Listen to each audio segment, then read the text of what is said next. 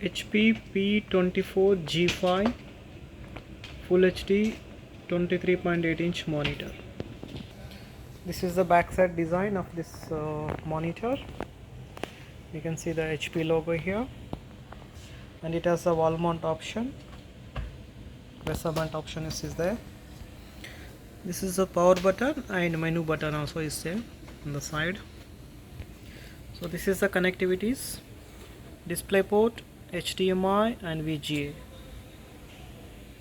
And this is the direct power. There is no need any adapter for this.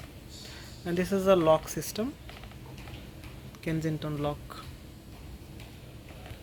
This is the base look, and the cable will come from here to connect VGA or HDMI and display, and power cable also will come. This is look like cable manager. This is the backside look of this monitor, HP P24 G5. This is the front look. Here you can see the HP logo. It's a 3-side borderless, and you can see the power consume 16 kilowatts by 1000 H. This is the E version. Here you can see the model number P24 G5 Full HD 24 inch monitor. This is the dimension of this monitor: